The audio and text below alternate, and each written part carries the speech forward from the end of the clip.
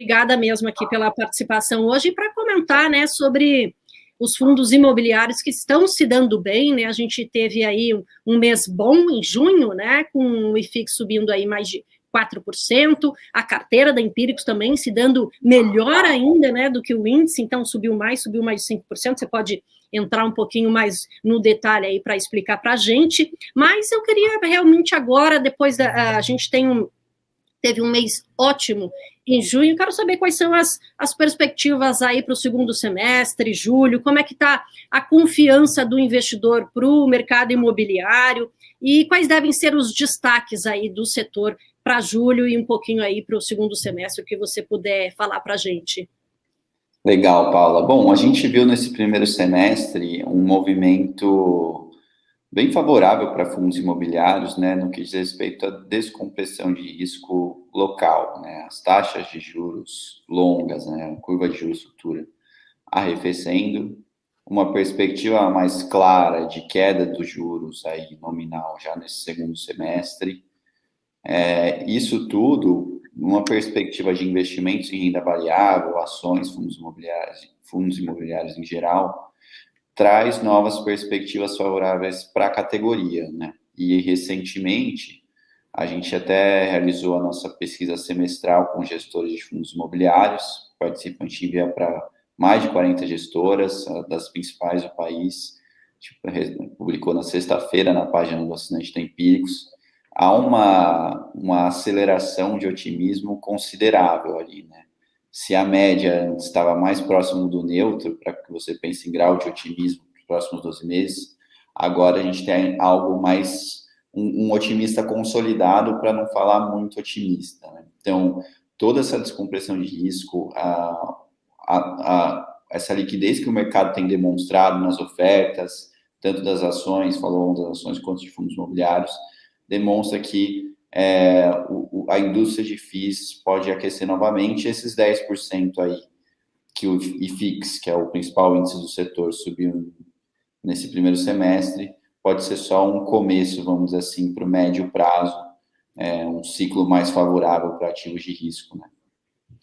Tá joia. O que você pode destacar, assim, mais agora com essa perspectiva bem otimista? Quais são, dentro de fundos imobiliários mesmo, o que você pode destacar, assim, de melhora, de confiança, né? Tijolo, papel, como é que está aí para os fundos agora para o segundo semestre? Legal. Esse primeiro semestre, como teve essa valorização contundente, esse comecinho de segundo semestre, às vezes até pode apresentar uma certa volatilidade.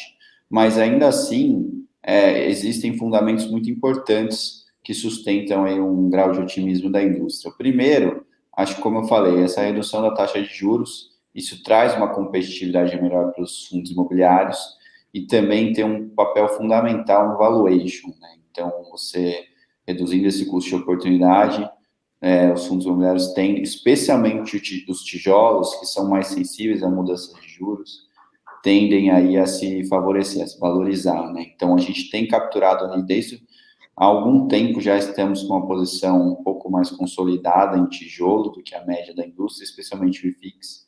Então, deu para capturar bem nesses últimos 3 meses, principalmente esse avanço dos tijolos, né? Aí eu não estou nem especificando por classe, quase todos os segmentos aí subiram bastante. Mas o crédito também surge como uma alternativa interessante de renda e até com um ligeiro ganho de capital. Isso porque muitos fundos de crédito adquiriram aí operações com taxas bem interessantes nos últimos 2 anos. Falando em crédito privado mesmo, CRIs, né, com IPCA mais 7, IPCA mais 8. Hoje, alguns portfólios high grade, né, que são de alta qualidade de crédito e risco moderado, estão descontados. Então, se você considerar um arrefecimento de curva novamente, né, você reduzir essa curva real aí, acho que a gente tem ainda uma oportunidade de ganho na marcação ao mercado desses títulos. Então, os próprios fundos de crédito, aí eu estou especificando apenas para a parcela high grade, ou até um mid grade, como o pessoal gosta de falar, acho que também tem uma oportunidade interessante, então eu não descarto essa categoria também, que sustentou o índice aí nos últimos 2, 3 anos, foi a principal categoria do índice, né? Então, acho que esses dois, a gente chegou num momento muito interessante da indústria, que os dois setores têm atratividade para investimento. Ao mesmo tempo, só para dar sequência, temos alguns riscos, né? Isso é importante citar, que o risco de crédito no Brasil, ele continua em nível elevado, então aquelas carteiras high yield, vamos dizer assim, né, que incorrem ao maior risco para gerar um maior retorno, ainda podem sofrer com eventuais inadimplências, renegociação de dívida, desenquadramentos de garantia. Acho que isso ainda pode acontecer no crédito high yield, bem como em alguns fiagros, aí, como eu citei há pouco tempo aqui no canal do Money Times.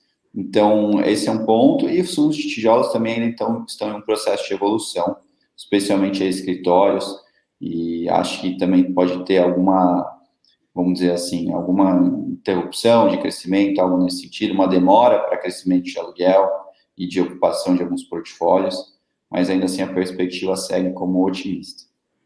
Tá, joia. Então, na verdade, antes, né, de investir, é bom ficar de olho aí, dar uma olhada na inadimplência, né? A gente sempre fala aqui, mas só reforçando mesmo, para não correr, né, assim, riscos desnecessários, né?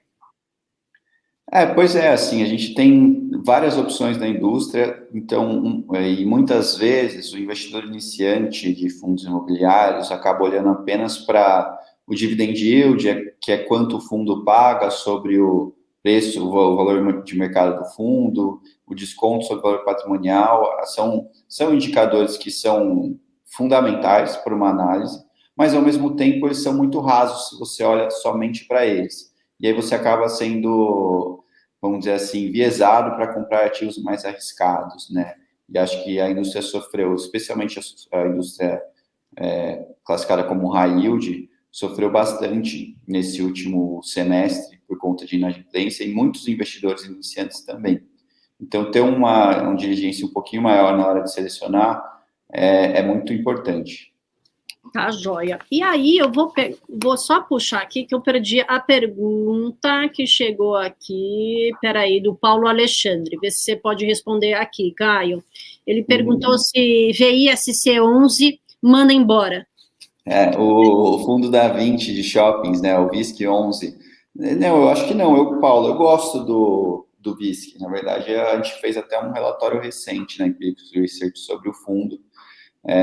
Ele tinha, assim, uma questão envolvendo obrigações de curto prazo, que serão endereçadas agora com uma negociação recentemente feita. Então, acho que para um player tático de renda, acho interessante o VISC 11, tá? A categoria de shoppings como um todo é uma das nossas favoritas, e do setor, da indústria também, para capturar valor em um eventual arrefecimento de juros. É uma operação que tem sido bem consistente, né? O fluxo de pessoas nos shoppings tem retomado com um certo vigor, ainda bem abaixo dos níveis de 2019, mas com certo vigor. Então, você tem uma ampliação da receita dos shoppings. É um setor que tradicionalmente negocia com prêmio e hoje vários ativos negociam com desconto. É um setor que cabe uma alavancagem, então você vê que tem vários fundos alavancados, ele cabe por conta desse fluxo de receita muito interessante, baseado numa alta ocupação. Então, nossa visão é um player que tem tudo para crescer, até estruturalmente. Assim, a gente teve poucas entregas de shoppings nos últimos anos, não tem muitos projetos aí para os próximos 3, 5 anos. Então, é um segmento que a gente fala que às vezes só funciona para o Brasil, mas funciona super bem. Então, é um dos meus favoritos para fundos imobiliários, certamente. Então, não manda embora, hein?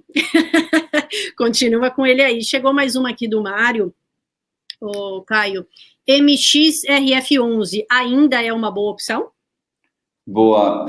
Eu gosto da gestão da carteira do MXRF, é um fundo com o maior número de cotistas da indústria, e está em processo de nova emissão de cotas, né? Particularmente, Mário, né? Bom, a gente não tem o fundo recomendado hoje. Acho que para essa captura de queda de juros, acho que você tem players um pouco melhores.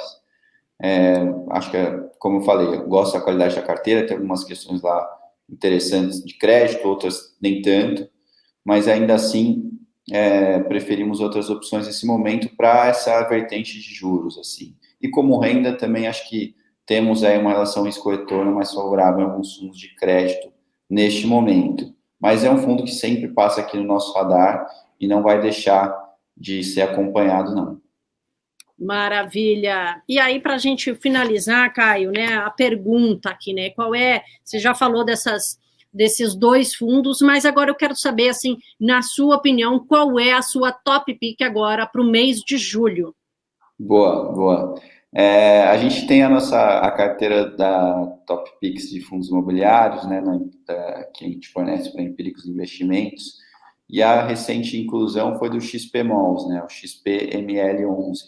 Um pouco já aproveitando dessa tese de shopping centers que eu acabei de citar.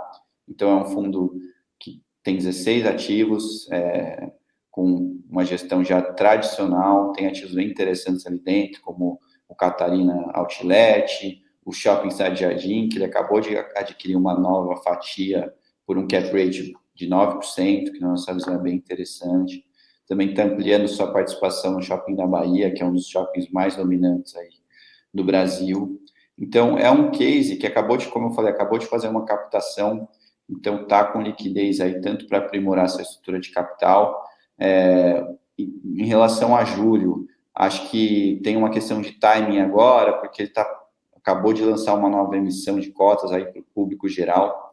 Então, nesse caso, eu não estou dizendo para participar da emissão, é algo que a gente vai analisar, então, que foi lançado ontem, mas como a cota mercado me interessa nesses preços. Pode sim estar negociando um pouco acima da patrimonial, mas é um fundo que tende a ter uma qualidade um pouco maior que a média dos fundos listados, deve gerar um yield interessante na casa de 8%, 8,5%, e na nossa visão tem capacidade de ganho de capital ali nessa cota, mesmo nos preços atuais, assim, com esse juro ainda bem esticado e tudo mais.